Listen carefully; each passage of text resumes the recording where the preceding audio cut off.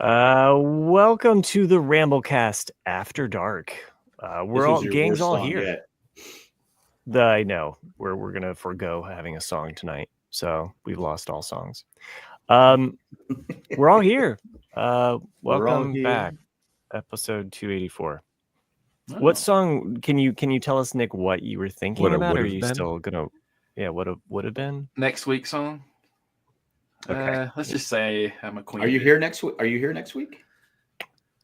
Huh? Oh, actually, I don't know. I don't think I will be next week. Because 2 weeks in a row with no song. Yeah, well, I mean, I think the conference ends Thursday, so I might be able to make it, but I'm not sure exactly. He had a song last week, didn't he? I know, but he didn't have one tonight. It's not going to be here next week, so it's 2 weeks without a song. I see. Man. Okay. Yeah, the rift is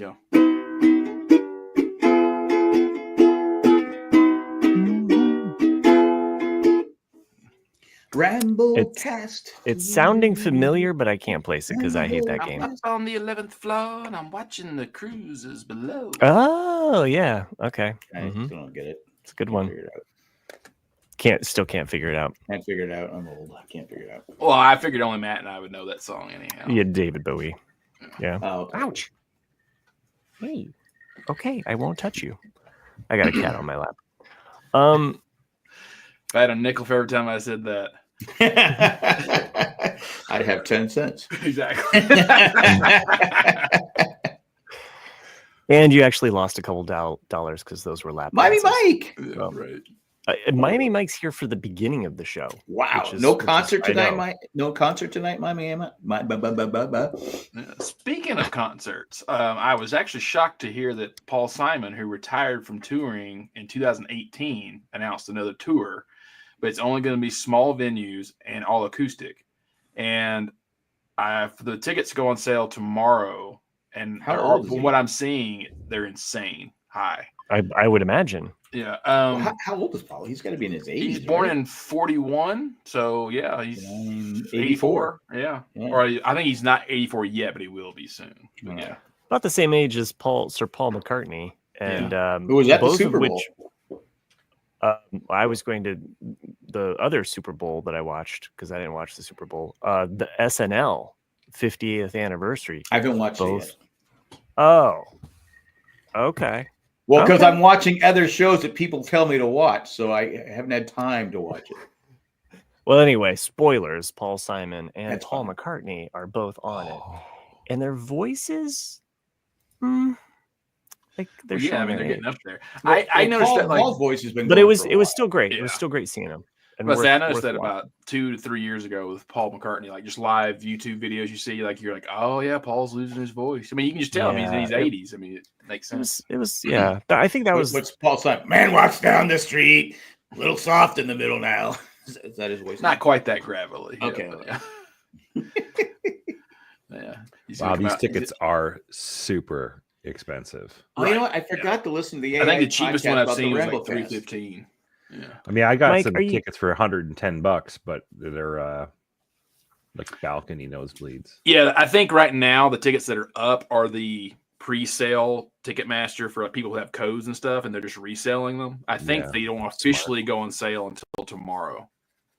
So we'll see. To Colorado? Are you gonna go see him? Yeah, he's 3 nights in Denver on April 16th, I think, and then 18th and 19th maybe. But I don't know. I'll see. I saw him at the Hollywood Bowl. The Hollywood Bowl on his what was supposed to be his last tour. So I was glad I got to see him. You know, he was with full band. He played all of his hits with some other stuff too. Is Art Garfunkel going to be there? No, I don't think so. Is he singing? Does he do anything anymore? I think Art can't do anything. I think Art basically retired. His voice, he had problems with it, I think, like a decade ago, and I think he doesn't really sing anymore. So he gave up acting because that's why. Isn't that why he left? Because he wanted to act, right? Well, yeah, I don't blame. I mean, when you know the story of Simon and Garfunkel, I don't blame either one of them for why they broke up. Like Art, from his point of view, it made sense. I don't write songs. You know, Simon's the talent. I know that, but there's always about 3 months between the tours and recording the records. Like there's about 6 months out of the year where I'm doing nothing, and he and Paul both got offered a bit role in Catch-22, but then Paul's part got taken out, and they kept Garfunkel's part. And Paul, Art got called back down to Mexico, which is why in Bridge Over Troubled Water you have all these kind of songs like that. They actually says, have fun in Mexico or whatever. But Art had already agreed to another movie while this was happening and did not tell Paul Simon. And Paul, probably wasn't too opposed to it at first, but he was tired of waiting for Art to get back so they could get in the studio and all this. And then when they were finished recording and they went on a little mini tour of Bridge Over Troubled Water, he found out. He found out about this other movie. And he said, Art, are you going to do another movie after we finish this tour? And he said, yeah. He goes, why didn't you tell me? He goes, because I was afraid that you wouldn't make Bridge Over Troubled Water if I told you I was going to be gone again, And that's basically what happened is that,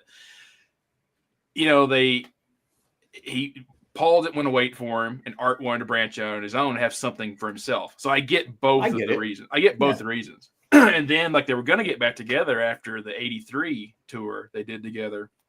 But Art kind of got cocky, and Paul just wanted it to be like they always did. Like they both go in the studio, they work out the harmonies, they make a record. And Art was like, no, let's go in and do this. And then I'm going to go away for 4 months and just work on the harmony bits. And then I'll come back in and do them myself. And Paul's like, no, I'm not doing that. And then they never recorded again together. Anyway, they appeared on Saturday Night Live. He's doing 3 nights at the Ryman. Yeah. I mean, that would be a good show. Anyway, I thought you were talking about Art Garfunkel, but no, he's talking about Paul Simon. I figured that after I'm a little slow. I figured it out. Anyway, I just I'd like to see him at concert. Yeah, always. I was surprised really because in that documentary they made about him maybe a year ago that came out, that he was talking about how his hands are, it's hard for him to play now. So the fact that he's touring, I'm like, well, are you going to be playing the whole time? Because maybe you got some medicine or just the time off. It snapped. I mean, no, when you get old, it doesn't come back. So what am I talking about? Who knows? I mean, like I said, once you're old, decrepit is. If I can find a ticket for about $200, I'll go, or maybe a little bit over $200. But if they're listed on, you can get them. Oh, okay. Well, yeah. So if it's anything ridiculous, I won't go. But I kind of want to go see him with the Ryman. I think it'd be amazing. It would. If you've never seen an acoustic show at the Ryman, you're missing out. It's one of the best venues for an acoustic show. Anyhow, yeah, but I started watching a show people told me to watch, and it's MASH season 5. Oh, Mystic Quest. Mystic Quest. Yeah, MASH season. I am on season 5 of MASH, but Mythic Quest though. That's the one that you. That's the one. I started watching it, and I go, I really like it. You guys are right. And it's funny. You gotta pay attention because there's jokes that are just kind of sneak in there, and you go, or they have comebacks. They like today. I was watching the 9th episode of season 1, and she had mentioned earlier that she never saw Weird Science. Mm. He goes, the Beatles. He goes, oh, you probably don't know the Beatles. She goes, I know the Beatles. You never watched Weird Science, so I thought it was fun. But there's twists and turns that I didn't see coming. Right. The poopy kid, I didn't see that coming. Mm-hmm. I forget his name, but it's Poop. He gives the 4 buttholes or whatever it is for something. It's good. I go, I love this kid. And I think my favorite character is it Joy? She's the best. The assistant, the crazy assistant. Yeah, she just cracks. She's so out there. Funny. Just cracks. She's the glue. Yeah, she's what makes the show in a lot of ways. Because everyone else is the sane people that kind of have their own things, but she's just the nut job that bleeds into all the rest of the stories. Now that I've seen her on Mythic Quest, when you'll see her pop up in other TV shows, and you're like, I love her. Like she was on a show. I haven't looked it up yet, but she's on a show. I go, what show is she on? I can't. The show's not clicking where she's hilarious. I mean, I'm sure you've already seen it. I think I'm pretty sure it's in season 1. The standalone episode where they're playing the elimination. Where they're trying to kill each other in a game. Maybe you haven't gotten to that one. I haven't got that one yet. But it's just a standalone episode. It is, but it's not. And that's by far my favorite episode. The one that it's the 5th episode where the guy from the New Girl, the guy that was ends up dating the New Girl. Who's that girl? Nick's in it? Yeah. And the 5th episode. I guess I forgot. And I'm watching. I'm like, I kind of started it, and I got it for something. Came back. I go, what show is this? What am I watching? And I go, no, it's Mythic Quest. And I go, what the fuck is this? I go, what? I go, it was like back in 1980 something. Oh. And I go, oh. I go, is he the father of someone in this thing? I go, is Ian? Is it Ian? Ian? Yeah. Is Ian? Is he is that their kid? But yet they're in this. We found out they're in the same. I thought they might have been in the same building that they started it, and they wrote their name on there. And I'm like, going, oh, okay. But I don't know what other connection it is.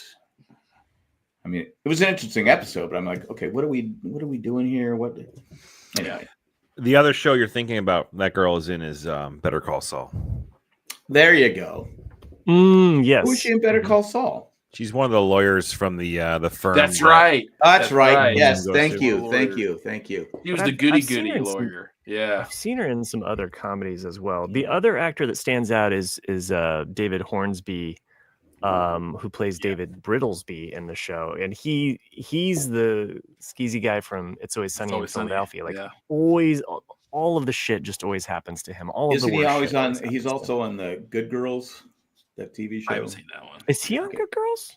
Yeah, he's the guy that you're talking about the guy that's supposed to be in charge. Yeah, like the manager. Yeah. Yeah, he's on the Good Girls. He's first couple of seasons of the Good Girls. Okay.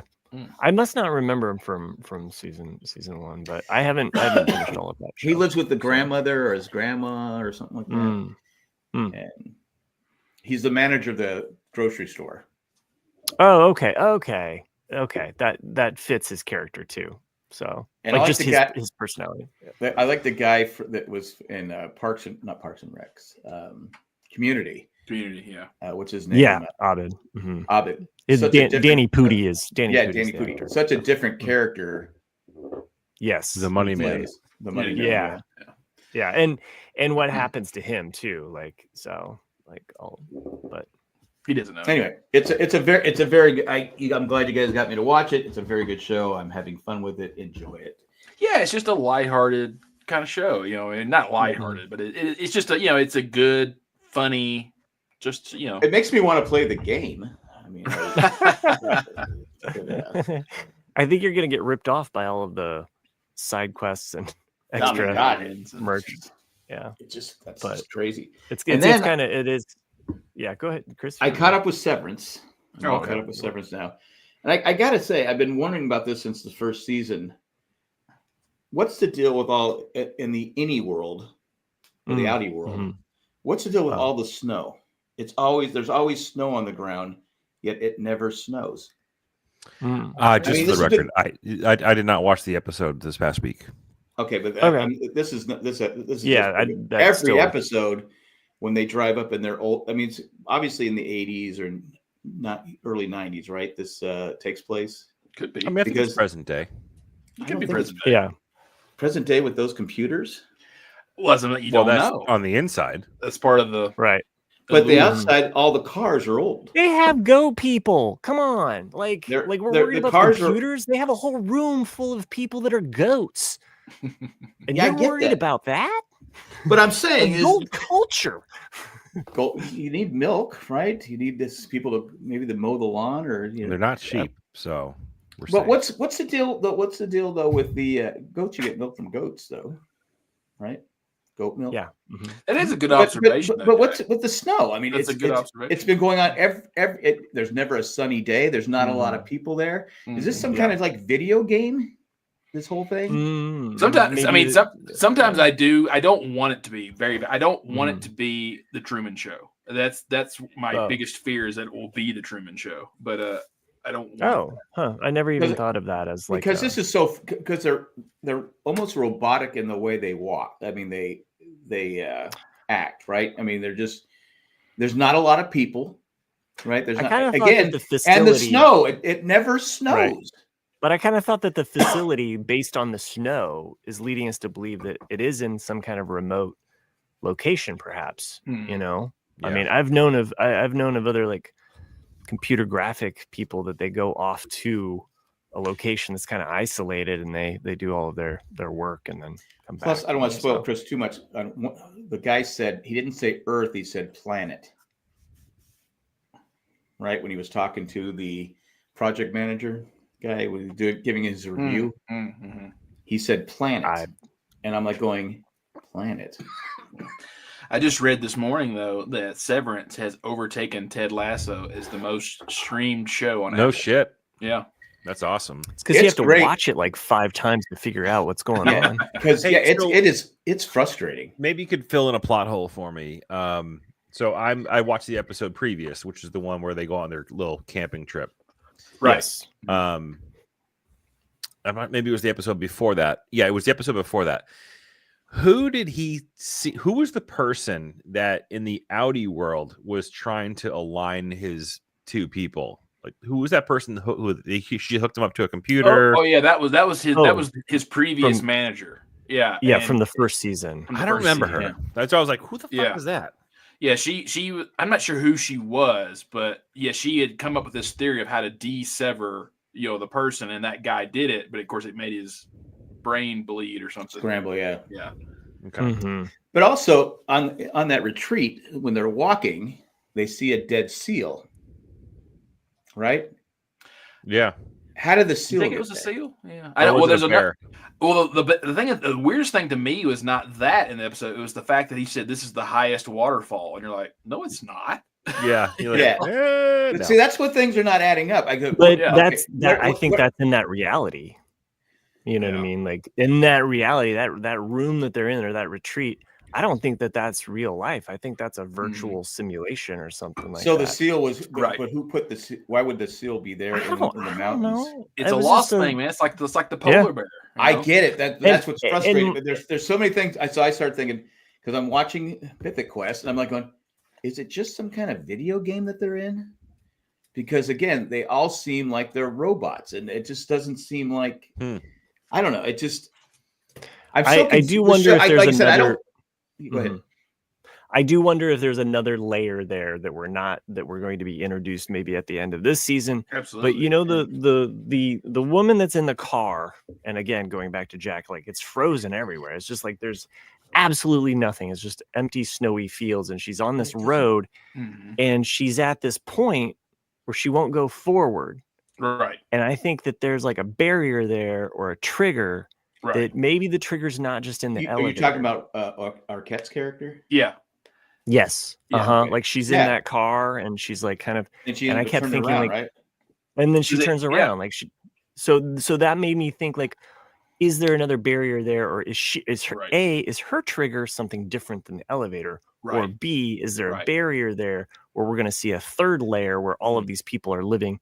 The actual Audis are actually a third level of control or something like that. Because I can see snow that's on the ground for a while, but not how long. I mean, that's what I was kind of getting at with the Truman Show. Is that like I kind of feel like it's like WandaVision. That they're in a bubble, in a company town, in a company area that's all owned by Lumen, and it's all just experiments upon experiments upon experiments, and and even the people that are working in this other bubble. Like Matt's saying, like they know about these severed people and they're like, oh, like how could you do this to yourself? Like then they judge them, but it's like, but yet they're in the same boat in a different way. It's like, so like there could be layers upon layers, And what's the deal with the sister and the brother-in-law? I mean, it's just like right. Yeah. What is going on? I thought he was a nut job from the beginning. If there's not a third layer, I'm fine. I'm fine if it's just two. It's hard enough to keep track of the two. Like if the writers my biggest fear is what the hell with this show is they're not going to be able to land the ending. Right. That's because it's like it's almost like Lost. How people people just didn't accept the ending. I mean, just I don't know. People get stuck on their ideas. They want it to be right. So. But, well, I don't even know if I can't figure it out. That's my next week. Sherry, Sherry points out, I think they can control them remotely because the new guy in charge of the floor flipped a switch and turned her from an outie to an innie. Yeah, what if Haley, what's her name? The redhead. Yeah, Heliar. What if she gets pregnant and doesn't know who impregnated her? Mm-hmm. Now her outie will know. Yeah, her outie will know. But she won't know. How did I get pregnant? And then Mark's gonna be like, I don't know. But at the same time, it's a possibility. The episode when they went on their hike, right? That was her outie. Yes. Yeah, right. I know. Right. The whole time. Right. The whole time. When she hooked up with Mark. This whole season, she's been an outie. Yeah. That's what I'm saying. The whole season. Mm-hmm. So until then, you haven't seen the last episode because she doesn't remember. She doesn't know anything that happened. So I'm saying if she got pregnant, since she's pregnant, how did I get pregnant? Mm-hmm. What's my outie doing? You couldn't tell it was me. Anyway, it's a great show. It's a mind twister show, and I love the way it's filmed and stuff. But it's like, man, it's like when she first came. I don't want to spoil it, Chris. That's fine. I can turn my headphones on. No. Just 1 second. Just 1 second. Okay. Yeah. Oh, he's got something. When she came off the elevator and she didn't recognize the young girl. Right. Yeah, it's because you. I go first. Yeah. What? Oh, that's right. Okay. Right. There you go. Okay. Anyway, you can come back, Chris. Speaking of another show that's just come back that I know Chris and I especially were big fans of, which is The White Lotus, is now back, season 3. Mm-hmm. Oh, is it? Yeah. White Lotus. Yeah. The White Lotus season 3 is now back. It's in Thailand, like we had heard back when season 2 was ending. And I'm already, trying to figure out if the 7 deadly sins theory is true or not. Like, cause like to me, it's already like, okay, it could be wrath and it could be gluttony, but I'm not sure. And like it's one of those that it will reveal itself slowly over the season. But it's I've only watched half of the first episode, but it's got Boyd Crowder in it. It's got a lot of actually Walton actors Goggins that you'll recognize. It's got it's got what's her name from Leftovers, the mom, Carrie Coon. Oh, she's in it too? She's in it. There's actually you'll recognize the majority of the actors. Can't go wrong with Carrie Coon. She's a great actress. I had wanted to watch it because I just had a feeling that Nick was going to watch it, and I was just like, but then I was like, well, there's only one episode out, and Leftovers, White Lotus. White Lotus. Like, there's only one episode out, so I was just like, I'll just wait until there's 2, and maybe I can kind of. Right. Yeah. I mean, I just wanted to mention that it's back. I'm not going to talk. Yeah. No. I'm intrigued for sure. So. And Reacher is back today. Did it come back? Oh, it's today. Yeah. That guy. Okay, that guy is huge. Yeah. He's 7 feet tall, and he's a bodybuilder. Yeah, he sure is. I'm like, holy crap, dude is mammoth. So I'll be watching that. There's some. I finished Cobra Kai. Yeah, I need to watch this. I thought the ending was really good. I like the ending. Like we were talking about that last week. I think that we love season 1 and 2, and then it kind of, not saying necessarily derailed, but it went in a different direction. It went too much to the kids. And my theory still is it's some valid. Netflix execs are like, we want this to be just like Stranger Things. Bring some kids in this so we can market it to and they zapped out some of that creative juice and flow by and their writers are like, hey, we're getting money, let's figure this out. But I think they don't have a choice. They want to work. They got to do. I think it watered it down. I agree with you, Matt. I think that's what it was. But you guys have continued on watching it, and these last 5, I felt these last 5 episodes really brought it full circle. They brought it back to Johnny. They brought it back to the point. I mean, it's still like overall like a solid like 7.8. 7.6 show, but it's still worth watching. The last 5 episodes were, to me, I didn't want it to end. I mean, because they did get back to the roots of the original first 2 seasons. Yeah, it was less about the kids and more about like Johnny. Yes, Johnny. I didn't. I'll be honest with you. I didn't. There was an episode, because back in '84, Lou Russo's wearing a Charger, jersey. Right. Okay. This season, he has they don't show the whole thing, but if you're a former Charger fan, you can tell he's wearing a Charger shirt. Now, due to the flashback of the scene that happened in the original Karate Kid. I realized that's what they were doing, but I got to be honest. Cool with it in '84, not cool with it in 2025. You should be happy. I'm just gonna say that pissed me off. But other than that, they should have said, "Hey, Jack's watching this, and he doesn't like the Chargers anymore. We probably shouldn't do that." But anyway, remember when Hilary Swank came out of nowhere in the last scene and just like started killing people? That was good. Yeah. I did like the final scene. I won't spoil you guys. The final scene when they're in the restaurant. The last thing that is done in the restaurant. Oh yeah, yeah. That was funny. That was classic. That was classic Johnny. Classic. Yeah. And it just was well done. I mean, I'm glad I stuck with it. Yeah, I agree. Yeah. No. Yeah. Yeah, go ahead. I was going to say before I talk about the show, I thought that maybe it'd be a good opportunity for us to take a moment for a commercial. That's not your job. Okay. It's a real squeaker. I watched. So my daughter and I, we caught up to episode with Echo's backstory. Lost update. So we just got to watch Echo's update or flashback rather. Echo's flashback where he is still alive, where we find out the origins of Mr. Echo, and we find out about his brothers at Yemi or Femi. Yemi. I really hope his character stays on the show. I know, right? I'll be honest with you. I don't like Yemi. No, I don't think I liked him. No, I meant. What else was he in? He's in something else. It's driving me crazy. I couldn't think of it last night. Yemi was. He's in something. A show I watched, but I can't remember what it was. So it was cool to watch, and again, perceptive young kid. My daughter, she was like, "Oh, that's the plane that Charlie found," and she started putting it together, and all this, that, and the other.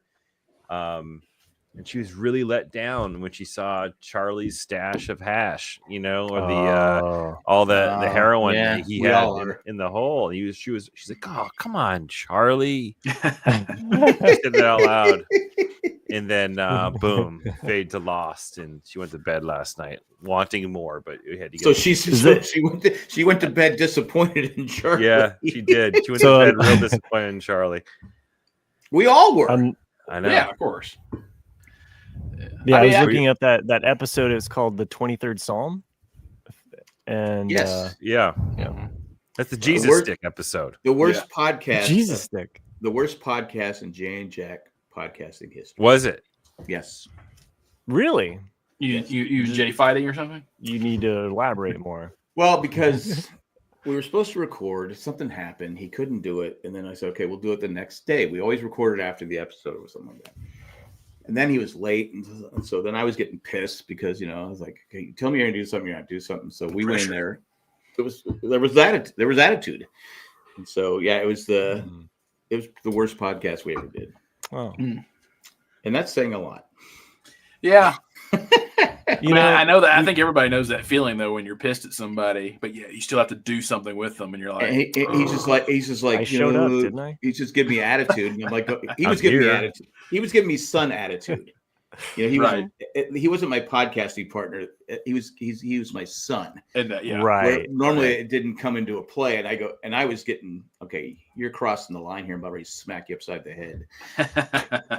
And it just anyway. You turn into Samuel Jackson's character reading certain scripture to him. And then someone sent an email about how something I said or something they didn't like what I said, but they used a word I literally had never heard before in my life, but they did it also in our message board. That person used that word, and I went, "Oh, I remember that." And I said, "Oh, I'm sorry, such and such." I still remember the name. Yeah. And I think that person they sent an email to the Ramlecast and they didn't like me. Was it the R word? No, it wasn't the R word. It was the name was R word. No, they were using a fancy word. No. They used a word I'd never. I mean, I'm like going, I don't even know what that means. And I go, then I was reading the chat. I go, oh. I said, that's I mean, who uses that word? I mean, I've never seen it before. And I called them. I said, well, I'm sorry, such and such, that you didn't like what I did. But anyway. It's funny side story. Not really funny, but like it's just an interesting tidbit.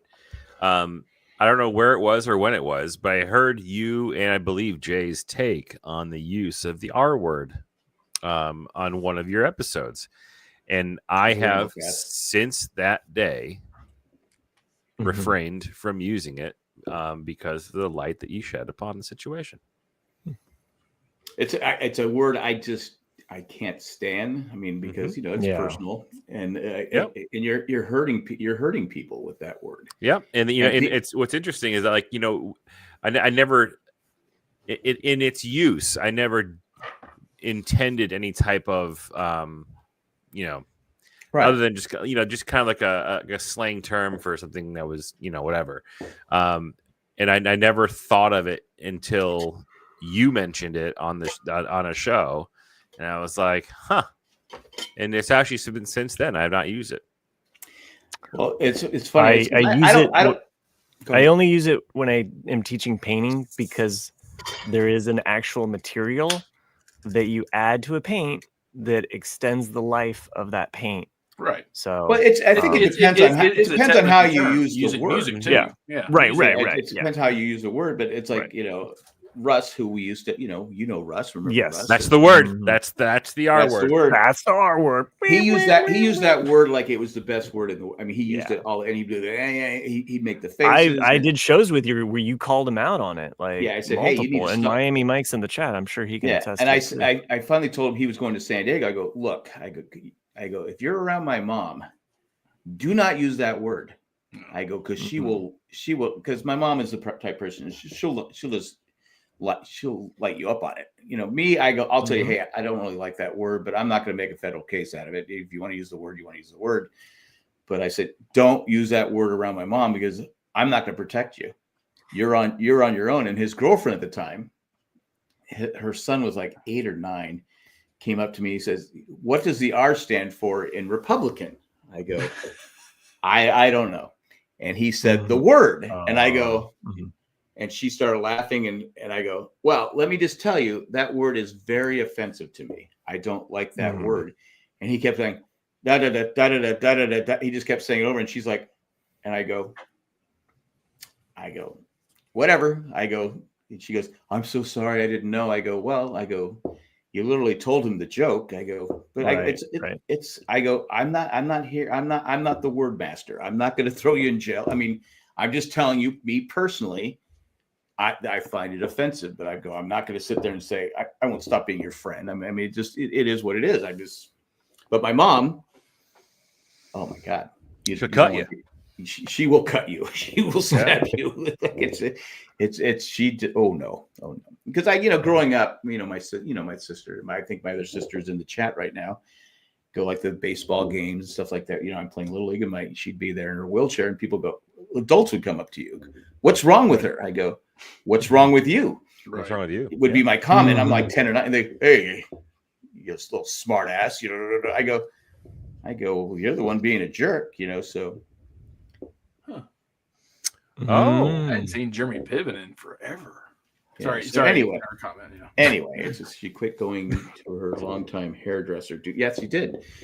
Her hairdresser used the word, and so she stopped going to him. She told him why. Wrote a letter and said my mom is very respect your mom. Stick to her guns. So it's like it's like. So anyway, I mean, that was the people growing up. I mean, that's what people, because they didn't especially back in the 60s growing and up, 70s, because people didn't, I mean, there's still a lot of bad people out there, but at least I think some more people are like, okay, I can't be a dick about this. I think the thing is that, and there's no easy way to but growing up, and when I was in first grade, we had several kids that had learning disabilities that were in our class, and I was always somehow grouped with them because of my hand. Oh, really? But yeah, because I had a learning disability, essentially. So even though it wasn't an educational, it was a physical you know, malformity, but you're just kind of put together with, and you know, the thing is that when you're around other people, it exposes you to who they really are and why you respect them. You know, it's like there is something about being around and being seen and having to, you know, like interact with those that are less than capable of a day-to-day life. You know, they are not less than you. You're all equals in this. But to see how they might have to live or behave, you know, and be with them. Same as like rich kids going to school with poor kids.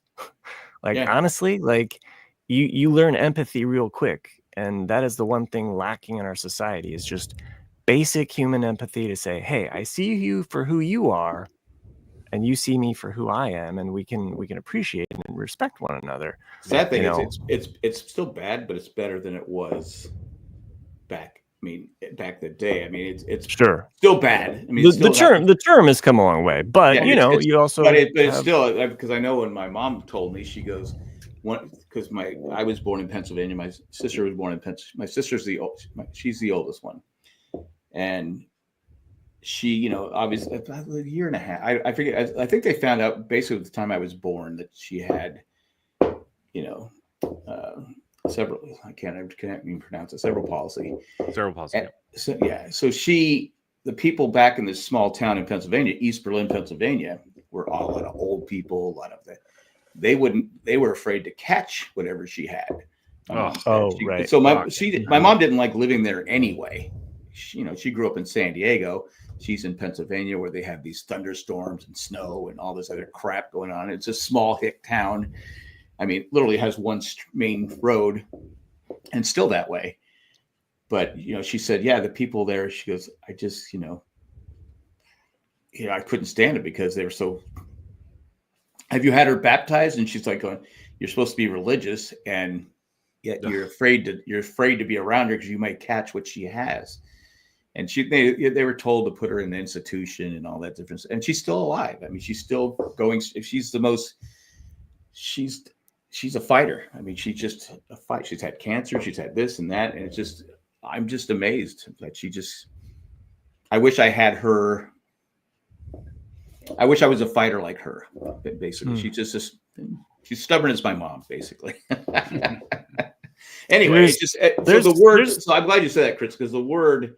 And you see it all the time now. There's the word, and then there's the gesture. And I'll go back to my right hand because the gesture and living with my right hand growing up, those they literally go hand in hand. So when I see someone make that gesture, they're fucking dead to me.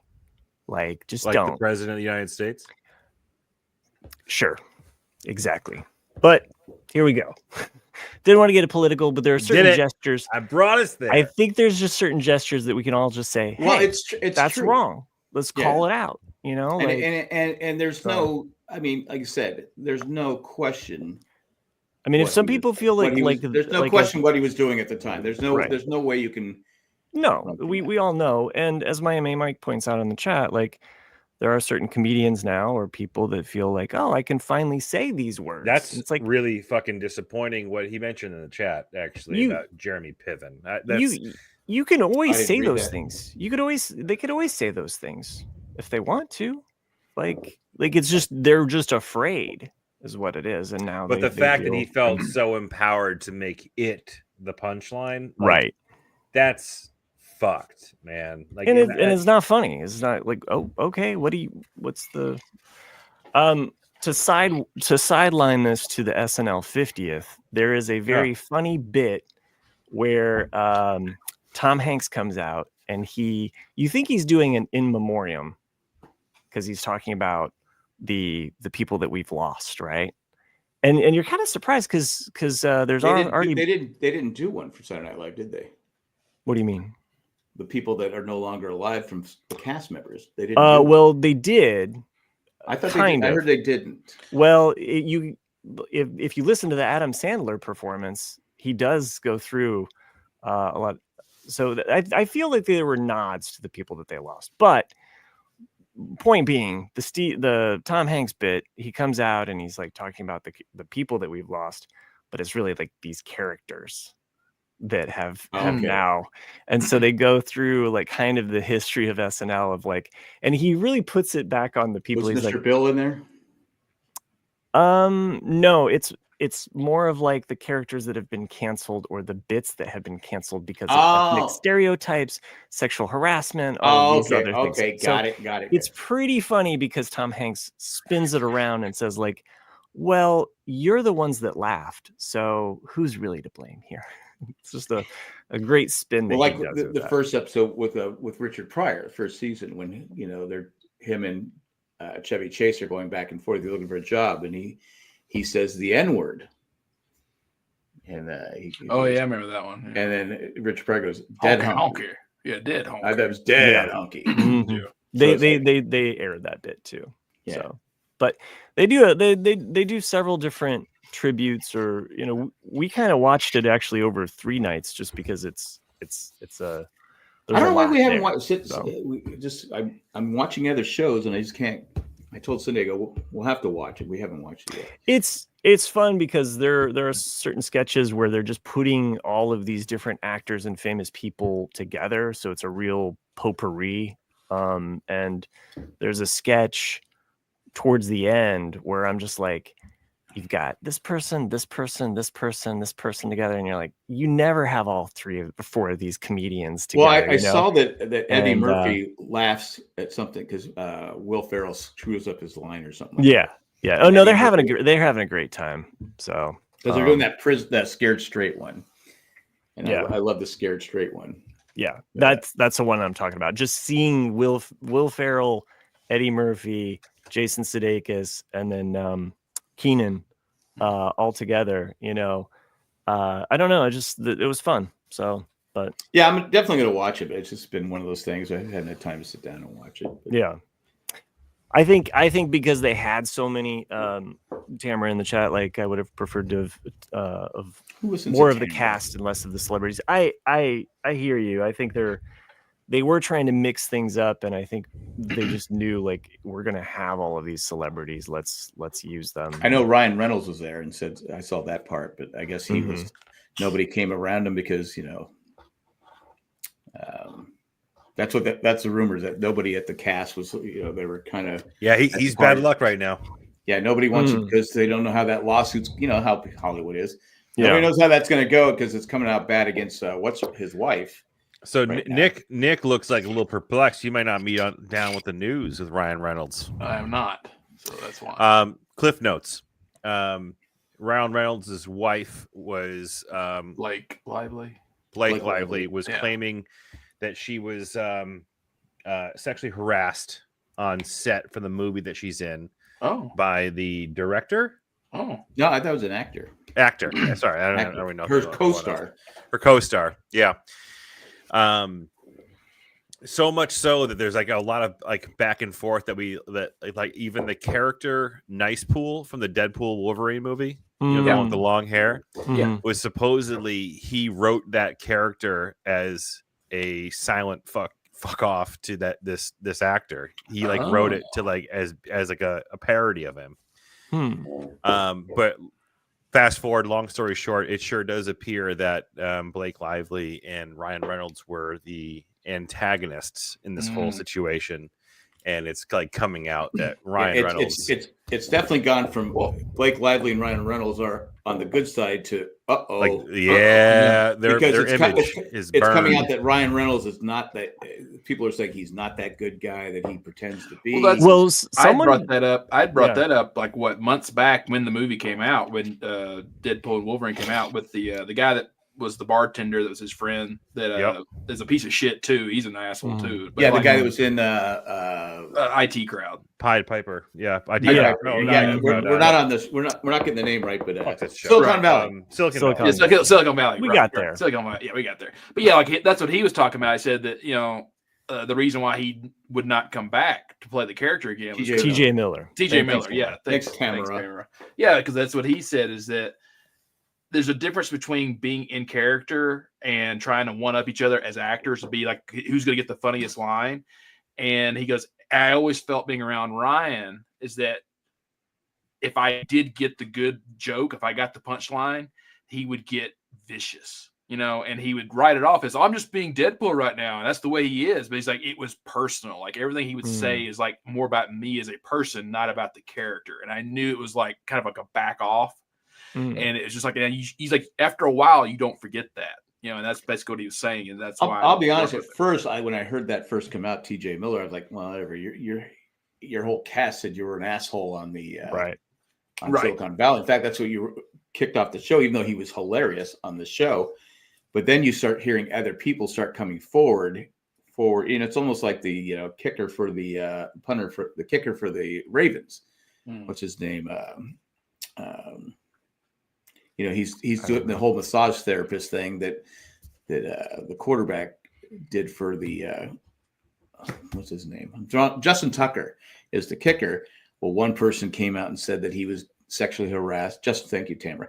Justin Tucker sexually harassed. Now it's like 17 massage therapists have come forward saying something. Wow. Deshaun Watson is the other guy. He was with Houston, and there's like 80 people came forward, and then he got this huge it's just like once you start, you go, okay, I'm gonna give them the benefit of the doubt. But once it gets to 17, 18, 19, it's just like There was someone with the Ryan Reynolds. Remind me, there was somebody that came out and was basically like, he's not funny. And then like they got into like a little like celebrity beef off with that because she was just kind of calling him out on his like for actually not being funny. I can't remember if it was like Martha Stewart or if it was like. I think he's funny, but it's one of those guys you go, I'd like to hang out with him, but now you're like going, okay, maybe he's not. He's a dick. I don't know. Miami Mike. It's like when you hear the stuff about Russ and Warren Sassy. They're both dicks, but yeah. But yeah, it's you hear the stuff and you go it's like it's like the Epstein. Oh, it was Martha Stewart. Okay, yeah, interesting. How does Tamara know all this stuff? Yeah. She's in the hive mind. She's locked in. She's and she can remember the names. Like what's his name? But yeah, it's just I don't know. It's just it's one of those things where you're like going, yeah, maybe you shouldn't have filed the lawsuit. But it's again, because at first I believe the woman. I'm going to believe her because men are pigs. Well, it's kind of like in Hollywood, and then it's kind of like the Johnny Depp Amber Heard thing, where like at first everyone believed Amber Heard, and then it slowly shifted to where it's like, damn, they are just fucked up. And well, they released she released. She recorded him drunk and angry and slamming things and stuff like that. So you're like going, okay, now I can see it, but it's like, okay, she's a manipulative. Like what they were saying is like, well, I think it's what Johnny did. I don't remember. It's so long ago. I don't remember when I remember reading about it, but they were talking about how like at first, or maybe Johnny Depp was saying this on the stand. He goes, at first our relationship was great. It was one of those things where like you'd come home from a hard day of work and she'd take my boots off and she'd massage my feet. And you're like, wow, this is what love is, He goes, and then, or someone doing things for you, Sure. I'm just like, the other three married men on the show are like, where's this fucking happening? My boob, right. Love. Well, that's what he was saying, though. He's like, but then all of a sudden it became. Did she make dinner too? I'm just saying that I think he had a fucked up version of what he thought love was. What he thought love, yeah, right. Carry on. But he said that, he goes, but it morphed into this controlling thing to where, like, if he did not want something that she wanted to do, she would get pissed at him and, like, hurt him. And it got worse and worse as the years went on, love hurts. So, yeah. And then we realized Russ pooped in Amber Heard's bed. Right. You're like, well, okay. I could see Russ doing that. Once again, he was a bit childish. Yeah. Anyway, life's weird. Yeah. It's just it's just these Hollywood people are just. I'm ready for the Epstein list to be released. I'm the clients list. I know I'm not on it, so I don't have to worry about it. I think everybody wants to see it. It's like, okay, who's the ones that are really? It should have been. It's almost like the Catholic Church, right? It's like, fuck these people. It should have been released a long time ago. They're fucking with kids, and it's like.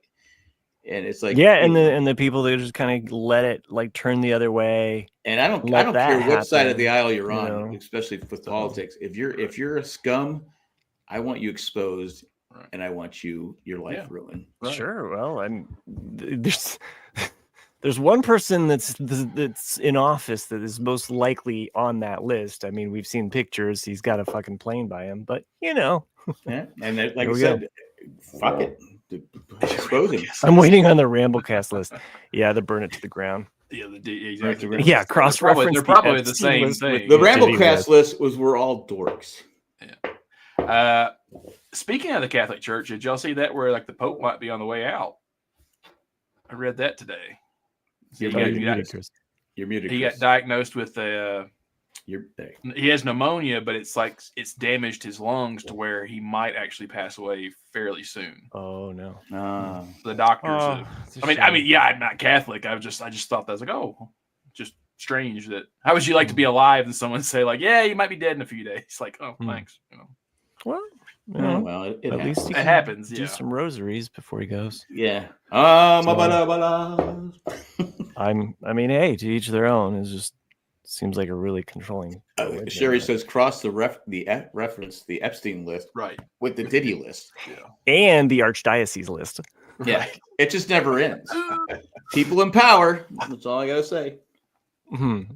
Yeah, a live conclave. Yeah, I didn't know what's his Pope's name. Pope. And Conclave is the movie.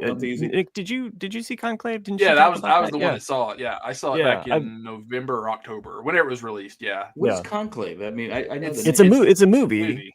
Yeah, about the Pope and that's right. It's about how the Cardinals. No, not Jeremy Irons, but it's how Ralph. No, it's the guy that was in Schindler's List, and he was also Snape.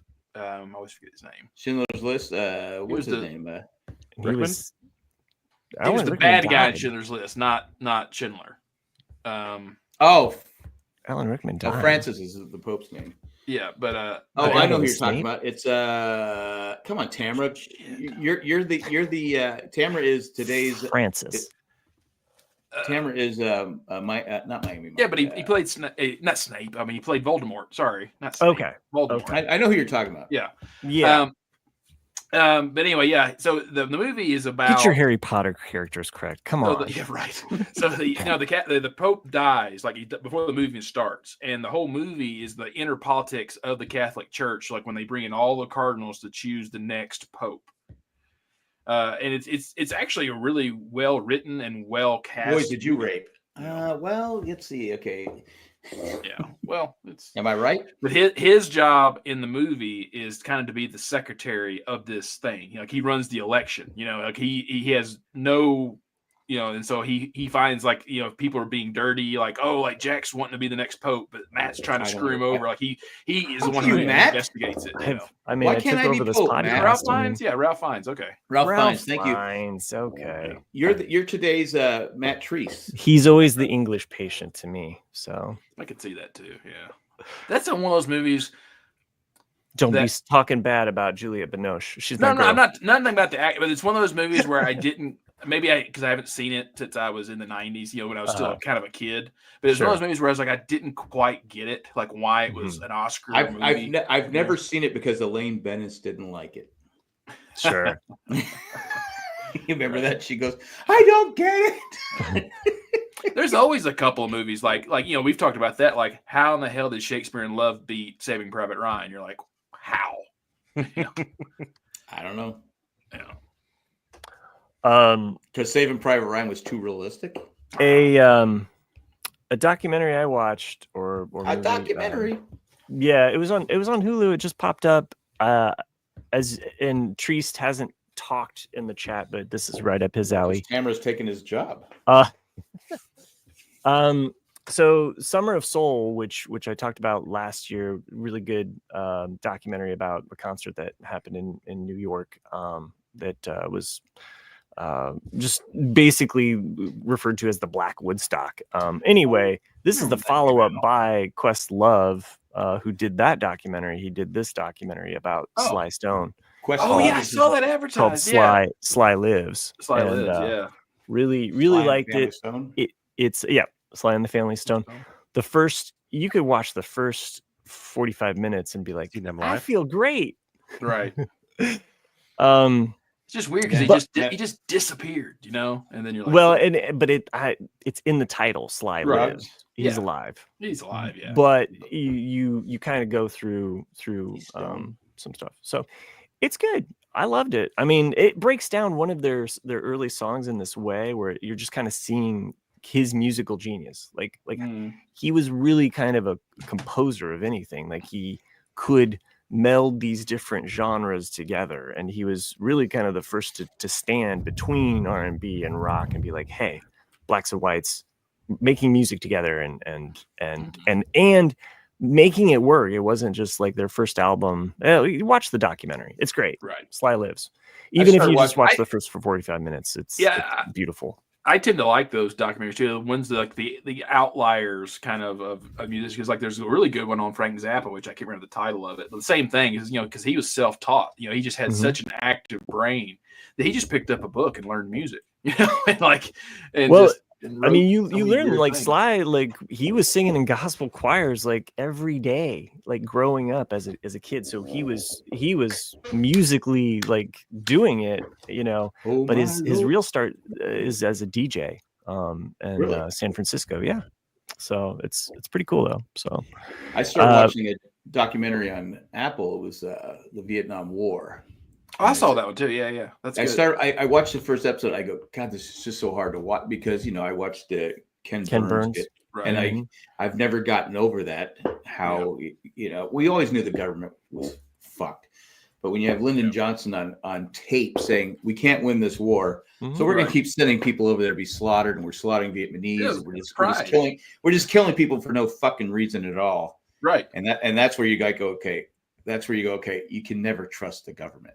Right, because the government is fucked. And then then Nixon just kept it going because he could have pulled us out right then. You know, as soon as he got in. But that's what he should have done. But no one wanted to say America lost. Exactly, that's what it is. And so we sacrificed. You know, because I've had arguments with people. Where they say, "Well, Lyndon Johnson survived the civil rights thing." I go, yeah, and then he sent him over there to die. So I mean, anyone would have signed the civil rights thing at that point. It was, but I go, it just. You know, and Nixon escalate. I mean, Johnson he escalated knowing he couldn't win. We're just going to bomb the shit out of these people and they'll give up. No, they're not going to give up. They never gave up. It's just so I'm watching this thing and it's you see these guys and it's just how they're still.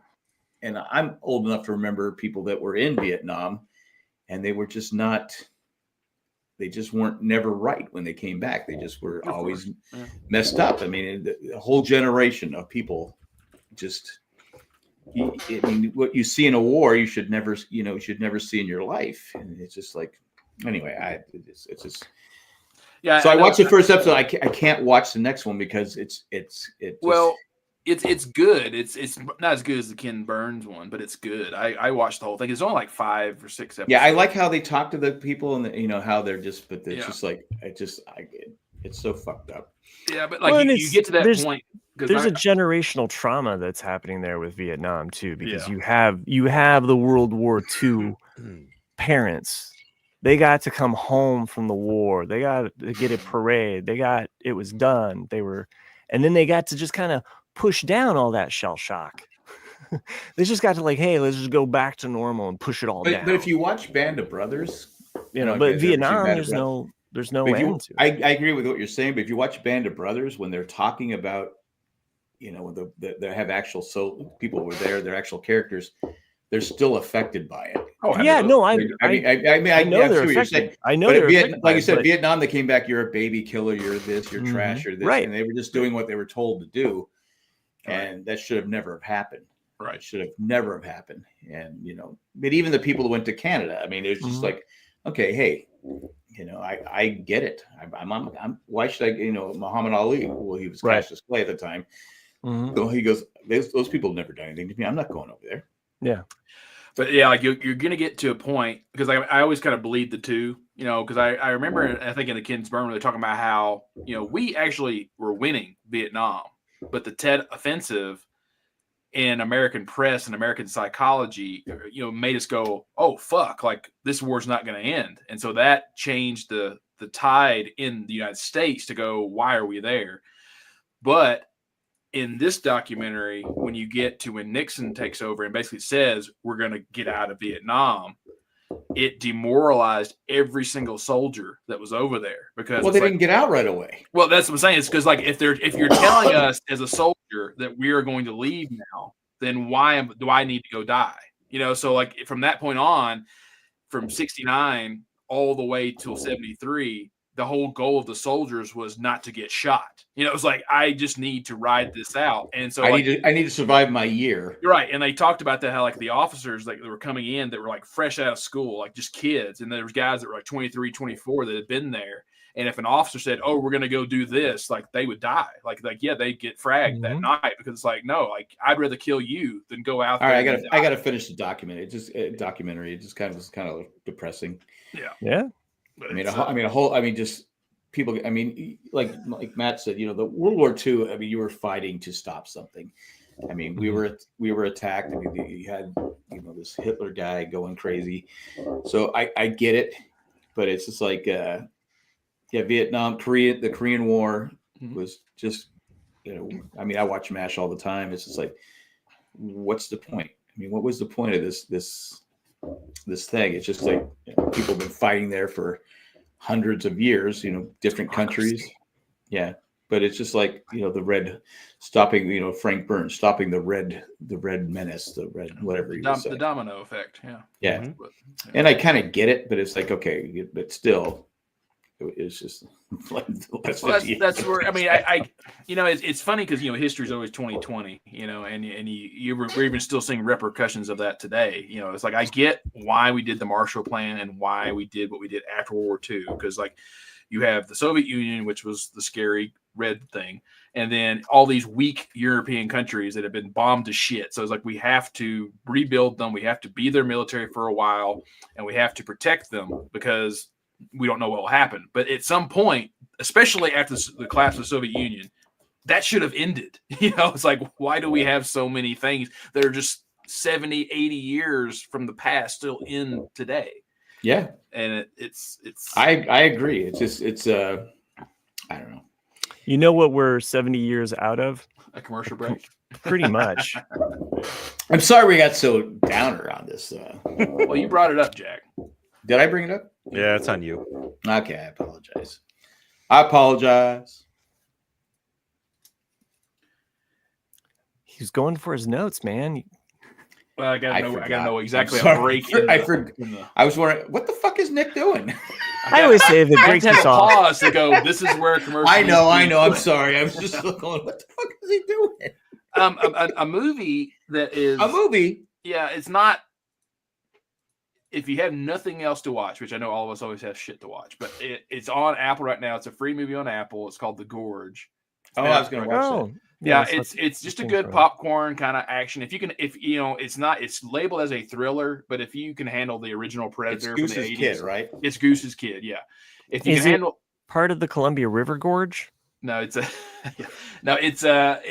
gorge that has been kept secret since World War II. And so they don't know where they're at. So basically, what is you have two characters that is one of them a mutant that can't stop eating? They just keep gorging themselves. Okay, no, okay, keep going.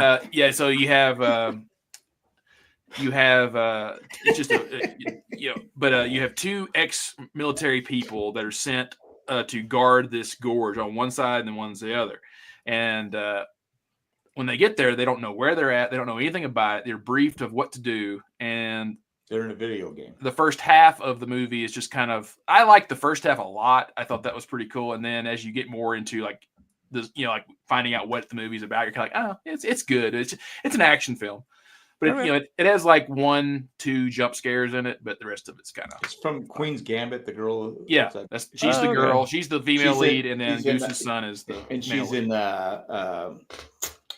Peaky Blinders. Yes, she was in Peaky Blinders. Yeah, that's right.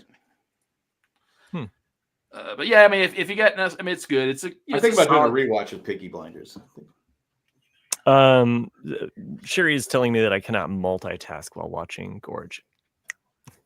You don't know me, Sherry. You don't know what I'm all about. No, I actually found a background show for myself the other day, which was perfect. Because like sometimes you're like, I want a show that I can sit down with, like Severance. Like you gotta like watch that shit. Watch it, you know, it's not like a sit on your phone and kind of like fiddle around or get some like work when I'm done. watching MASH. Like when you're watching MASH. So I'm in the deep of part of my comic book history, so I'm doing a lot of computer work, research, putting presentation shit together or grading. So every time I get to comic books, I always fall back in love with the X-Men.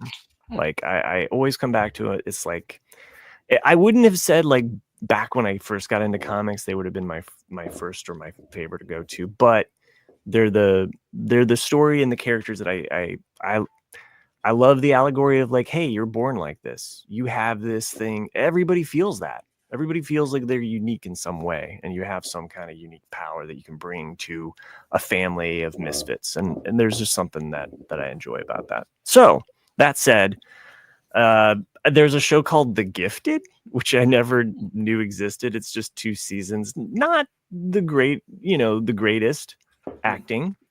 There's a couple good actors in there that I think carry the show, but there's not a lot of famous actors, which sometimes when you're watching a show, it actually provides a little bit of realism to it. You're like, I've never seen these people before, so they're new to me. It's not like, oh, that person's from this or that. So it's kind of more of the B storyline of like some of these extra mutants that are just kind of trying to survive, and deals with, a lot of all civil rights kind of aspect. Like there always comes back to a point where people are attacking muties for being not like us, right? So and these kids who their dad happens to be a lawyer that or an agent, I guess, that helps kind of bring in these mutants, and find out like his 2 kids actually have these powers, and then now all of a sudden he's trying to get them to Mexico, to a safe country that like accepts mutants, so it's like it's kind of an interesting like premise, and then of course it brings X-Men. This is X-Men. It's an X-Men related adjacent show. So this chair, I'm sorry, I gotta oil it again. And it just, I don't know, it's a good background show for me right now. So not like when I watched Sly Lives, where I was just kind of like, oh, I just want to kind of like watch. I got to pay attention to Sly Lives, man. Well, I just, they have some really cool graphics on that. About Sylvester Stallone. Yeah. Yeah, exactly. I did like when you're touching I do like the. He found that with the 3 sheets. I do like the Rocky throwback in Cobra Kai.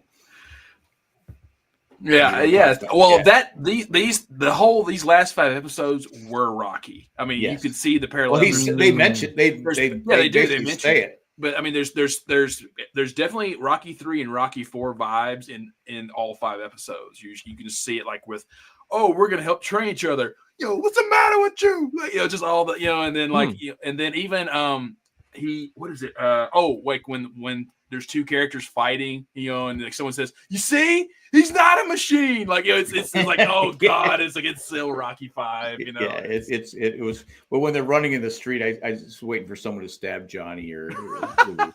That'd been funny. Or just throw a piece of fruit at him and actually hit him instead of pitching it. Because in real life, like in Philadelphia or like they're in LA, right? Right. And it's like, come on. They're going to get stabbed or something. Right. So I haven't seen it yet, but there's a TV show that I can't stop seeing commercials for.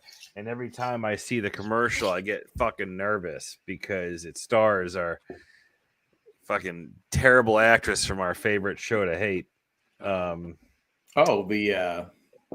It's a movie about the Supermax prison that like blows up and people. What's that show? The show you guys kept watching? Manifest. Yeah. Okay. Yeah. So it's about this crazy prison that gets that everybody breaks out of, and it's like their job to track them all down. And I looked over the TV and I was like, "Fuck, she's still a shitty actress." What's it called? I don't even fucking know. But yeah, she's back. That's nice. I started watching. It was Bill Paxton and Rob Lowe as Jesse James and Frank James. I don't know. I never saw this movie. I like Bill Paxton. I like Rob Lowe. So I started watching. I go, are they just not trying? I go, it just seemed like the writing was bad and it was just stupid. Yeah. And I got about 30 minutes into it. I go, I can't watch this anymore. I can't do it. I can't do it. So it's still sitting there every time I click on whatever channel that is. It's still saying, you haven't finished. I go, right. I'm not doing it. I'm not fit. Just take it off. I'm not doing it. I will ignore you until you're digital clutter. I do like that about Netflix, that you can say, take this off my continue watching list. I don't think it's Netflix. Terrible. It's I think Max has that option too. Because I get mad at Apple TV because I was trying to watch Mythic Quest, and sometimes it just, what the fuck, Apple TV? It won't. It's just hard to navigate. It's just like, I want to watch this show, and it's just like going back and forth, back and forth. Then I'm signed in. I find it's not as easy to go back to, like, if you want to go to the main show page to see the list of episodes, it's a pain in the balls. It is. Yeah. You have to go to more information, more detail. Yeah, I'm signed in. I'm signed in, and it's asking me, okay, you want to start your free trial? I go, what are you fucking talking about? I'm signed in, so I have to sign out, do all this different.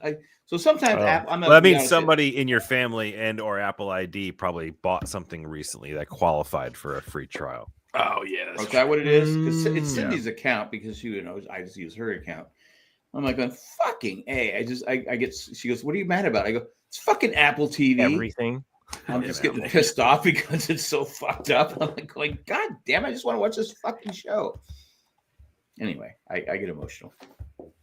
So then I said, fuck it. I'm just going to finish Cobra Kai. Screw you. I'm going over to Netflix. Fuck you, Apple TV. And they're like, what the fuck? You already paid us.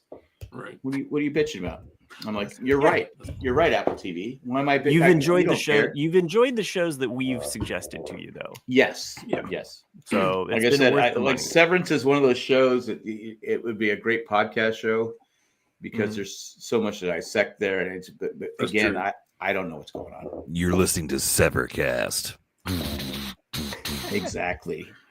And then Get your melon head. I know Chris and I talked about it a while back. I think Matt watched it too, but you saying comic books remind me of it, Matt. But the season 3 of Invincible is out now.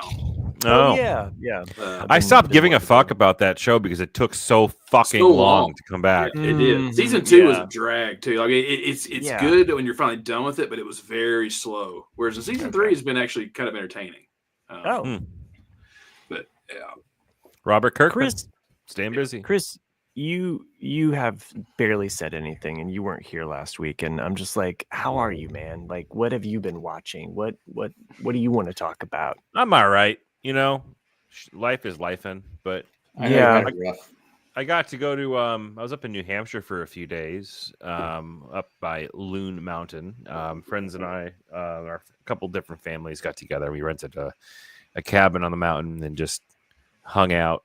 I chose not to go skiing. I didn't feel like dealing with it all, so I didn't go skiing, but hung out, got to enjoy the skiing atmosphere, which is I think far superior. I got the après ski down. That's great. You're saying a lot. Everything was warm. By the fire.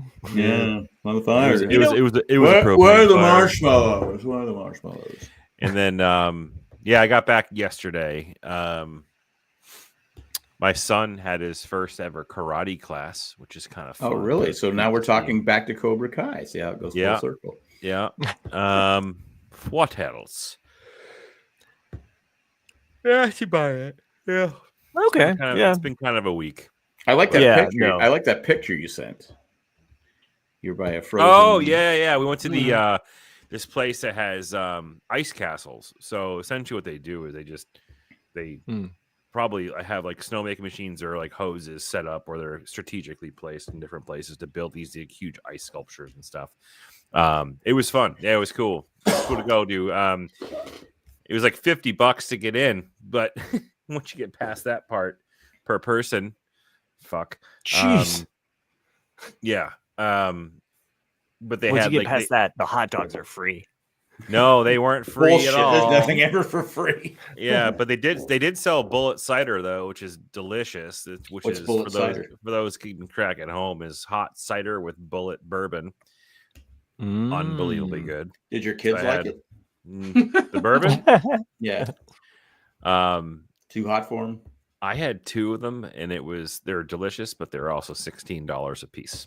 Wow. Yeah, this place just printed money. Like it was. I'm already keeping an account of how much you've spent at this. Oh place. yeah, it's like a $300 trip to this fucking place. But it was cool. Like we got a good family photo out of it, and it was fun. I mean, it's like that's just going out anywhere. It feels like it's like, hey, you want to go out to a restaurant? Here's $150 if you're going with your family. It's like easy, and that's like I don't know how people afford like ball games and stuff, families. Ball games and stuff like that. It's like $500-$600 to go to a goddamn game. I don't know how parents can afford to send some of their kids to school in these brand new cars. I'm like, what the fuck? It's like teenager. Skiing, man. Skiing was expensive. I didn't go, but it was over the weekend. A day pass at this fucking mountain was $150. Wow, really? Per person. Yeah. Holy crap! It was $150 for like $20. And that's just the ski pass. That's just the ski pass. Yeah. So I chose wisely and didn't do that. So Cindy and I were talking today. We haven't been skiing in forever. I mean, I physically can't do it anyway, but it's like most ski resorts, if you're older than 70, it's free. Oh, really? So I got that going for me. You got that going for you, yeah. Because we were talking. There were snow plows out today, and they're shooting. They figure like if you go down, you're probably not gonna survive. Anyway. Exactly. Right. You got like one trip in you. You're gonna be buried down there anyway. But there was a snowplow shooting all. I go, God damn it, shooting all this crap at me. And I told Cindy, I go, remember we were in Big Bear? We went at night. We're staying for the weekend for our anniversary. And in fact, my anniversary is coming up, and I'm going to Ruth Chris to get a pork chop. So there you go. I haven't been there in like 8 years, so hopefully they still have it on the menu. So anyway, we're driving up there, and you can't see. The visibility is nothing. The snow is coming down like crazy. And I followed the snowplow up. That's how I got to the resort. But anyway. Mike says in the chat, why should you never marry a tennis player? That's because love means nothing to them. Thanks, Randy. Nice. Oh, by the way, USA and Canada are tied 2-2, third period, 5 minutes left. Yeah, my friend's at the game with his kid. Oh. Where is it? He sent a picture. Where's the game? Is it in Boston? It looks like the United States, so it must be Boston. Maybe you're saying that. Well, he may have traveled as well, so I have no idea. Well, it had United States as a home team, but Randy Mike. Thanks, Randy Mike. So, Chris, where is Randy? Probably not here. It is in Boston. You might as well be a detective. Chris, you'll understand this. So, just speaking of things that are expensive. So, one of my coworkers, she's from Serbia, and she's lived there her whole life. But we managed to, for one of our company's offices over there, and we've been wanting her to come up to the United States for years. But she's like a lot of Serbians; they're very family oriented, and they don't like to leave. And but we got her to come over, and she chose diplomatic immunity. She chose Boston of all the places to live. And she's like, well, I heard it's the most European city, and it's also not too far of a flight back to Europe. And so I thought that would be good. And I was like, okay. And she goes, and Serbia is not part of the EU, so they are used to getting a lot less money, but it goes far in their country. But you give them like EU money or United States money, they're thinking like, holy shit, I'm rich, and then like, a Tennessee boy moving to LA, you're like, wow, like the salary is huge, and then you realize, when you get there, you're like, she's here for a week. She's like, fuck Boston. Right. She's like, I am so poor. I am so poor. I'm like, yes, you are. Boston's an expensive place to live, right? Super expensive. Yeah. Massachusetts is one of the most expensive places, as is California. Yeah. But it's like, yeah. But we've got the best healthcare and shit. So that's good. Yeah. Because I think she has two friends that are also from Serbia, and they both live in New Hampshire. And so she's like, yeah, I might move up there after a year. Dude, New Hampshire is fucking brutal though. Like it's so it's a different fucking world. There's really mooses up there, right? And Vermont too. Vermont, you've just given up. If you live in You get the teddy bear though, right? Vermont teddy I like bear? how you're like you've just given up. If you're living in Vermont, who lives in Vermont? Like, I mean, we know Robin. Robin I lives visited in Vermont one time, and I met there. this couple. It was they saved me. They were did you? Yeah. Swingtown. You met a couple? No, it's not like that. Oh, okay, I'm sorry. I'm sure I've talked about this story, so I'm not gonna bore everybody. No, again, tell us.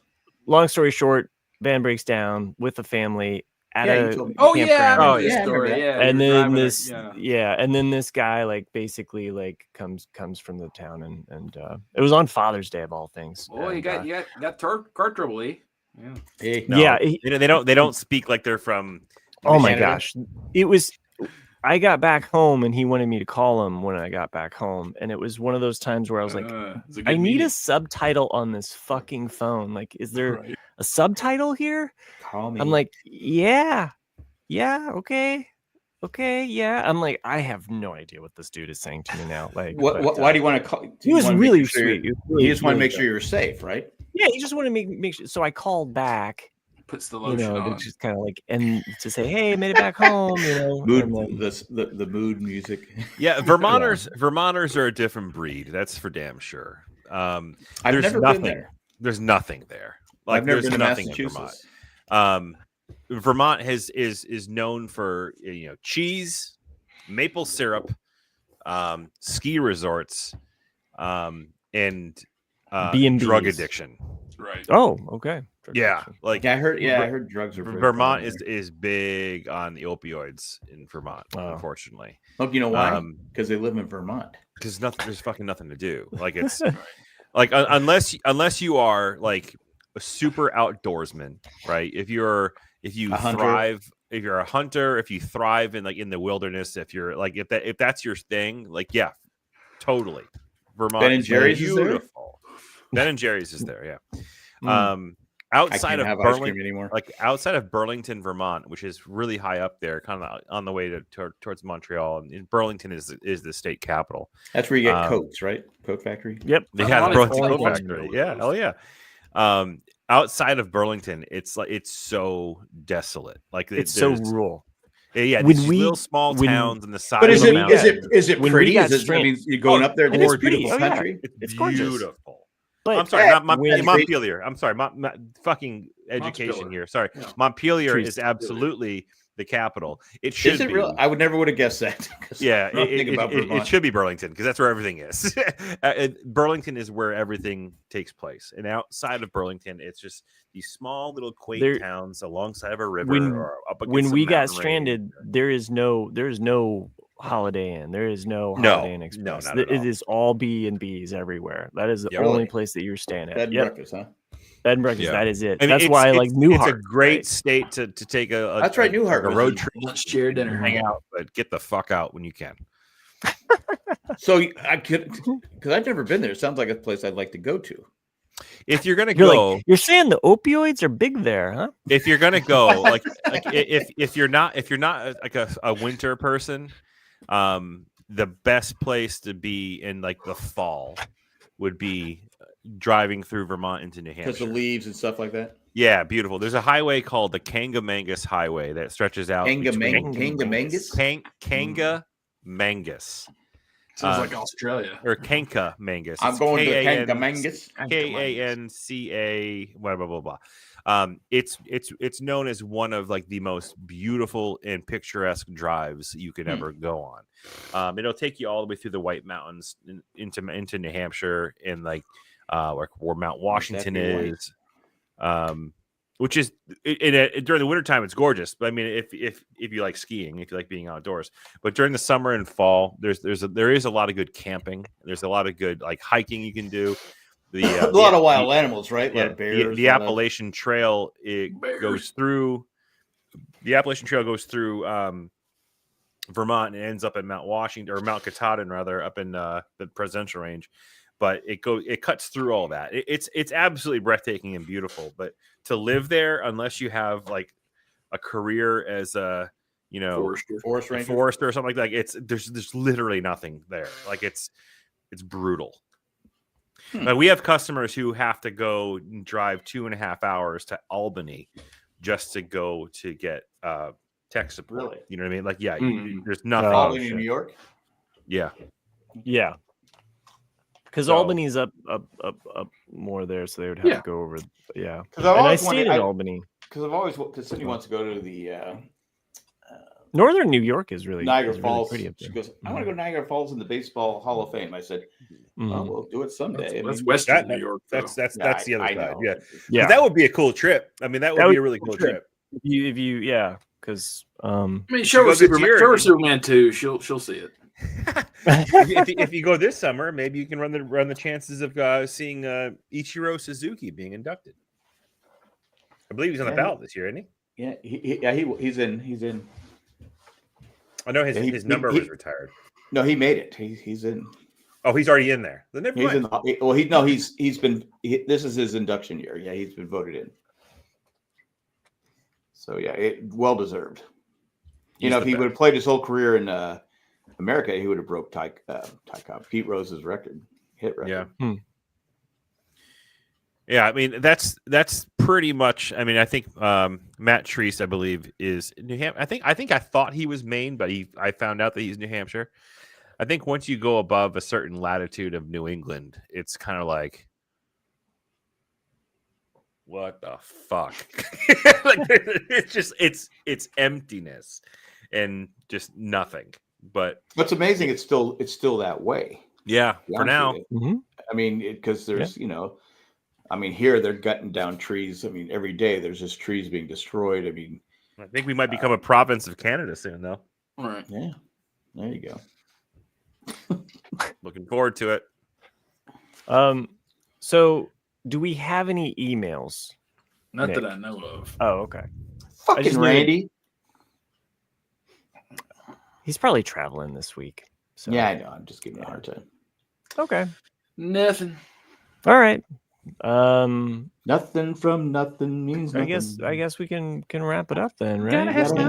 Wrap it up like prom night. Like we don't have to have like a 2-hour tour every time.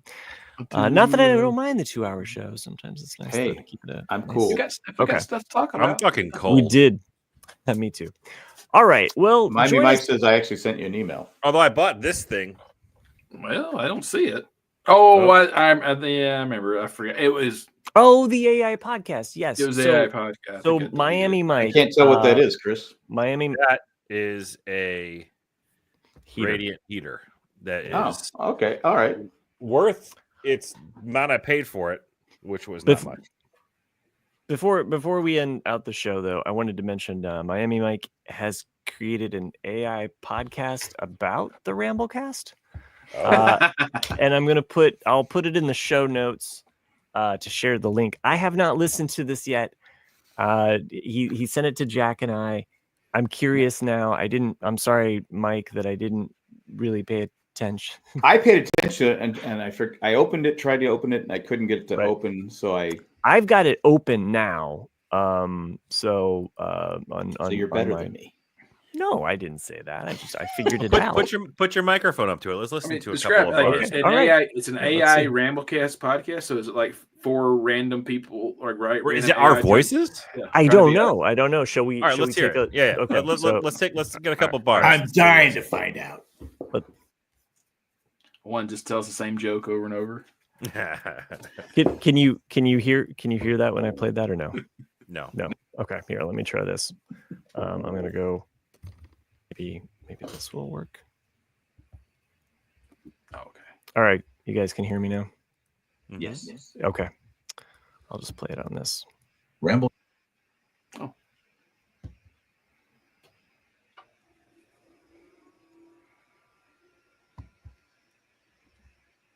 You can't hear us?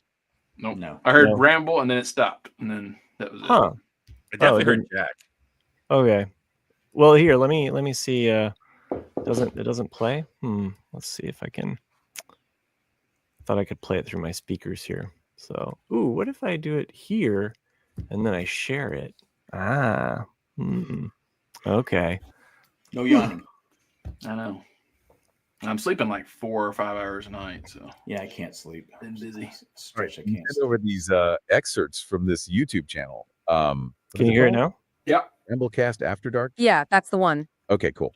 And it's 3 friends basically just, I don't know, just kind of riffing on whatever comes to mind. Yeah. And you're interested in what everyday people are thinking about right now. And I think this deep dive will definitely give us some insight there. Yeah. I think what's really fascinating about this is, we're not dealing with like polished sound lights or curated social media posts. It's just like Fucking raw, amateurs. unfiltered conversation. Exactly. It's like we're eavesdropping on a late night hangout session. Right. And in that, they end up touching on some pretty weighty topics. Oh, yeah, for sure. Right away, one of them brings up the murder of this health insurance CEO, which, obviously that story had sparked a lot of conversation and debate. And it's interesting, they acknowledge the shock and horror of it all, but then they go down this rabbit hole of all these conspiracy theories that are floating around, Yeah. like inconsistencies in the suspect's photos.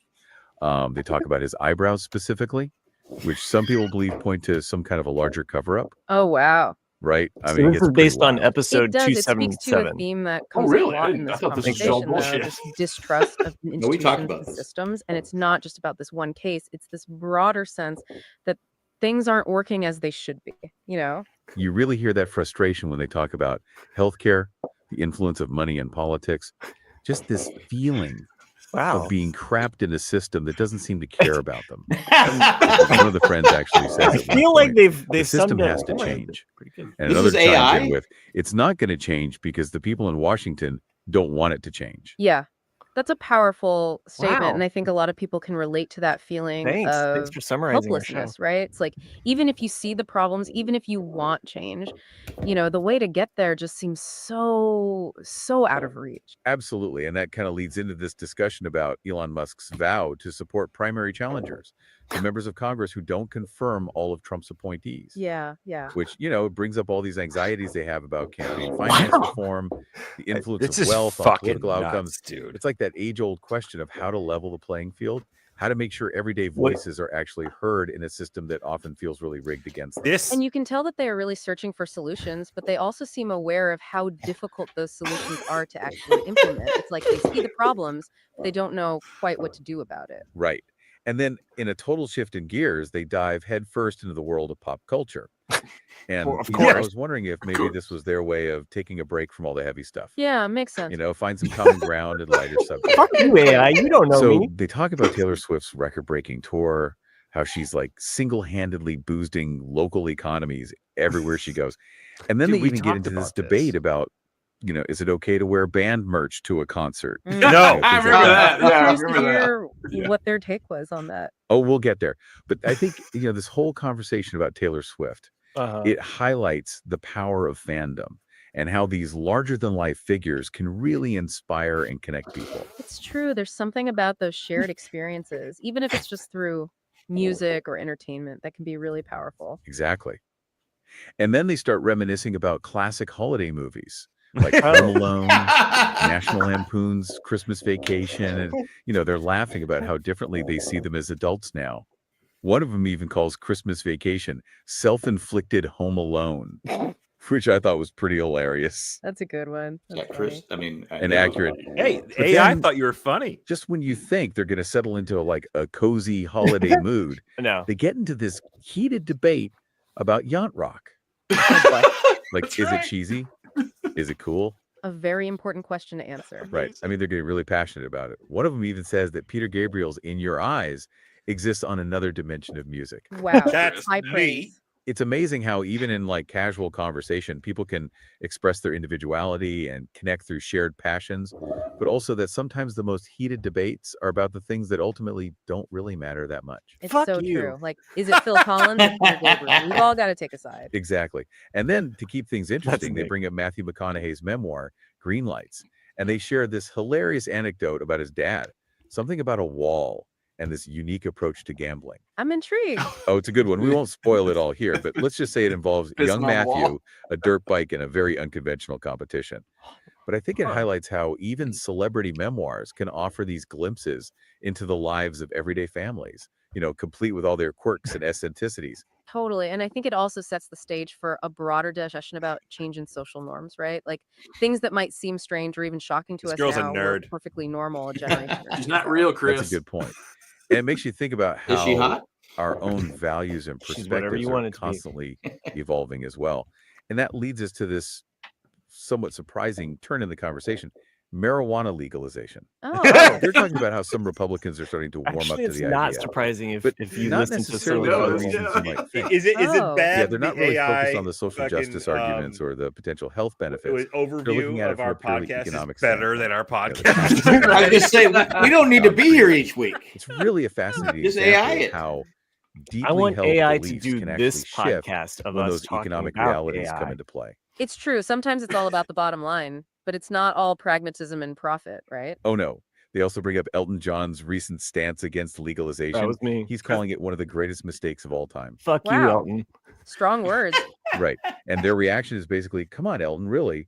They're No, it questioning was his fuck you, logic. They're Elton. challenging his perspective. Well, they are entitled to their own opinion just as Elton John Don't is. It's a praise free the country after machine. all. Exactly. I agree. And it goes to Trace show you they is might be freaking me out. engaging with this celebrity opinion, but they're not just accepting it at face value. We don't I accept like that. That's you. great. A little bit of healthy skepticism toward authority figures never hurt anyone. Yeah. Totally agree. And then they even bring up Bill Clinton's infamous "I didn't inhale" moment, which kind of highlights I think how that was even the me. most powerful you. figures That's can gotta be sometimes you. be completely out of touch with everyday experiences. Absolutely. It's like they're living in a different world I sometimes. can't figure Right. out how to And smoke speaking of a everyday marijuana cigarette. experiences, one of the I'm the friends smartest guy shares in the their world. personal story about getting recertified for a medical marijuana card. And I That's think this is Chris. where the conversation gets really, really interesting. Oh, Because really? now we're not dealing with these abstract political arguments Oh, or okay. celebrity sound bites. Uh-huh. We're getting like a firsthand account of how the legalization process is actually playing out on the ground level. That's such a valuable perspective to get the Yeah. nitty-gritty details. Yeah. It's So easy to get good. lost on the big picture stuff. I love Absolutely. They us. talk about the Disagrees with different types everything. of dispensaries, the regulations, the costs. They even get into the various methods of consumption. It's like a crash course in the cannabis industry delivered in this super casual conversational style. It's Yeah, that's fascinating right. how they just weave between these really serious issues and then really, kind of mundane daily life stuff. I know, right? Just to show you it's all connected. And just when you think they've covered every possible angle of the marijuana debate, they shift gears yet again, this time to Las Vegas. Okay, I see a theme emerging here. These folks like to keep things interesting. You Oh, don't for know sure. us. And, I You think it's a can't pin really us down. fascinating That's the beauty. It's of called the radio. Ramlecast, anxieties of dumbass. healthcare We and shift politics gears to wherever we the want. bright lights and sensory overload of Vegas.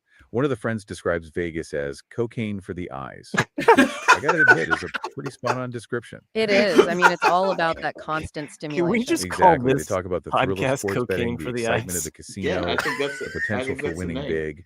But they also acknowledge the darker side of gambling, the addiction, the risk of losing. All right, I'm gonna stop it here because I feel like That was pretty for one, fast. So that's just all. Those are There's just two 10 AI. there's 10 more minutes of it talking about us. I don't know much about AI. That's because to summarize one of our shows, this summary is like a fucking half an hour.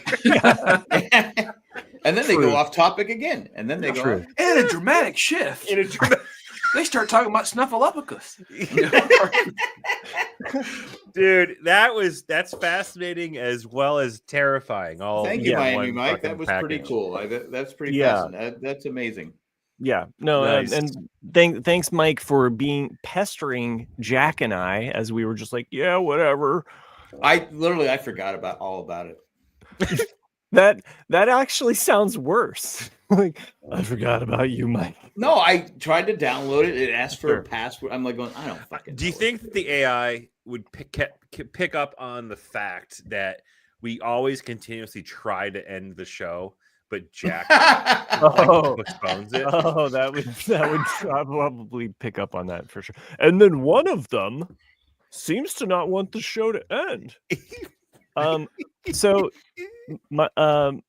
Miami Mike, thanks again for sharing that cool. with us. Yeah, this was cool. I mean, I don't know anything about AI. Mike, send it to me. We'll share the link also in the podcasting notes there. You can click on it and listen to the rest of it. There's Or probably I about can get it from there, I guess. there's about 10 more minutes, I think, left of it. Can I say talking something? about it.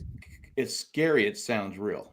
Yeah, you have to log into Google. That's the thing that Jack was talking about. So if you click on that link, it'll prompt you to log into Google. Yeah, it wasn't. I couldn't figure out how. And that's all you have to log into. So if you have a Google account, have any of you three ever had like someone say, "Oh, so you do a podcast? What's it about?" Right. I'm like, "Here you go." There you go. Here's the summary. Listen to this fucking computer and tell you all about it. It makes all of our rambling sound like it's genius. Like we are like so. Tamara said that it makes you all sound so important, which it kind of did. That was nice. And let us not forget the immortal words of Treese, who said, "Don't praise the machine." That was me. It does. It sounds pretty amazing. I mean, I'm sorry. Technology. Because, like I said, I'm so far behind. It just sounds like it's crazy. I'd listen to that show. Yeah, I would. Yeah.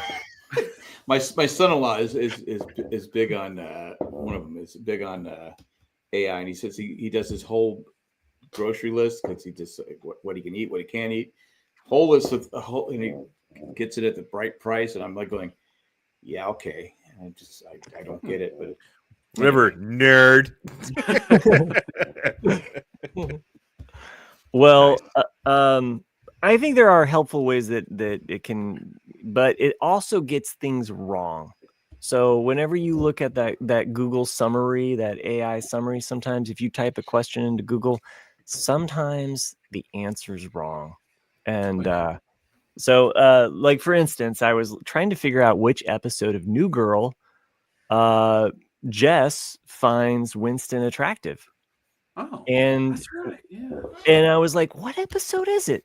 So I actually typed that out, and it was just like, Jess doesn't find Winston attractive. And I'm like, you racist motherfucker. Who doesn't find Winston attractive? Yeah, it's the last episode. Spoiler. It's the very last episode as they have a flashback. She's like, oh, okay. She's talking about like the time she was attracted to Winston. I never and it has a little flashback, and it's pretty funny. But anyway, it's not always right. On that note, we'll go ahead and pull this puppy over before it becomes a 2-hour show that AI has to summarize. They never shut up. If you want to send us an email at rcadcast@gmail.com. Go over to YouTube and follow Ramlecast After Dark. That's the real Ramlecast After Dark, all spelled out on YouTube there. And click and subscribe to us there. That always helps us out. You can go over to jandjack.com and become a patron member. Help us out on any level that you can. There are some patrons that make this show possible. We'd like to thank them now. Eckhart, Richter, Glatfelter, Maggie the Magnificent, Joanne with the Master Plan, and Ed the Cool Letter Carrier. Thank you, Ed. Yes. Is that AI or is that Chris? That was me. Okay. The one thing we have to do, and we'll just throw it in right here, is one more commercial break. Oh, just right before we end it. Okay. Oh yeah, there's I that. I stayed quiet that time. I know this is the short little bit at the end here, but where I just thank everybody that joined us live in the chat. Thank you so much for doing what you do. Except for Tamara. No, she brought the knowledge. I didn't get high with the show. She was like covering for Treese earlier. Yeah, anyway, Treese was flat. It was not on the ball today. Mike, I Sherry, did not Tamara, have any weed before the show. I forgot. Oh. Yeah. It was your best show yet. Yeah. Good night, everyone. Okay. See you. Did you want to say goodbye? Goodbye. Thank you for joining.